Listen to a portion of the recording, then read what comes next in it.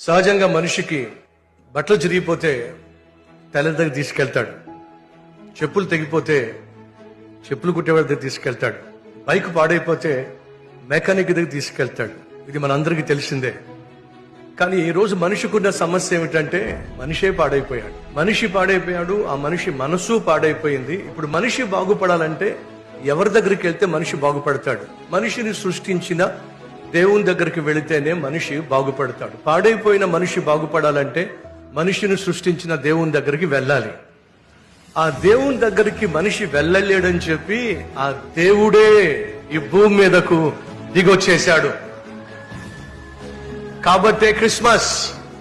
యేసుక్రీస్తు ఒక మతానికి సంబంధించిన వాడు కాదు, ఒక ప్రాంతానికి సంబంధించిన వాడు కాదు, ఒక కులానికి సంబంధించిన వాడు కాదు, ఒక వర్గానికి సంబంధించిన వాడు కానే కాదు.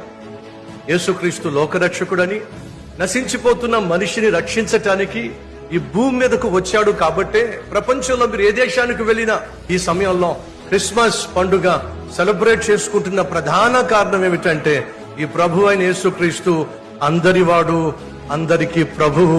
కాబట్టే ప్రపంచము సెలబ్రేట్ చేసుకుంటూ ఉంది. మన ప్రియతమ ముఖ్యమంత్రి రేవంత్ రెడ్డి గారు,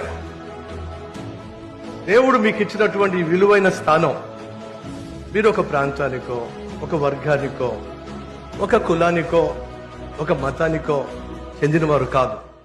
అందరినీ సమానంగా చూసేవారు.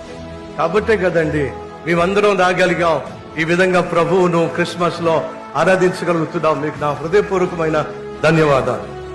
యేసుక్రీస్తు లోకానికి వచ్చినప్పుడు మనిషిని ప్రేమించడానికి వచ్చాడు, ప్రేమను చూపించడానికి వచ్చాడు, ప్రేమను నేర్పించడానికి వచ్చాడు. అందరినీ సమానంగా చూసిన ప్రభు పేదవారిని మరెక్కువగా ప్రేమించాడు.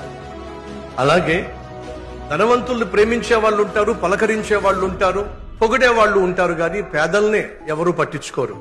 కాబట్టి ప్రభు అయిన యేసుక్రీస్తు ప్రధానంగా పేదలను పట్టించుకున్నాడు, పేదలను ప్రేమించాడు, పేదలను పలకరించాడు. అలాగే ఈ రాష్ట్రాన్ని నడిపించడానికి దేవుడు మీకు ఇచ్చిన ఈ భాగ్యంలో పేదవారిని పట్టించుకోమని, బలహీన బలుగు వర్గాల పట్ల ప్రత్యేకమైన శ్రద్ధ మీరు చూపిస్తున్నందుకు మా ధన్యవాదాలు తెలియచేస్తున్నాను. ఈ రీల్ లైక్ చేయండి, అనేక మందికి షేర్ చేయండి.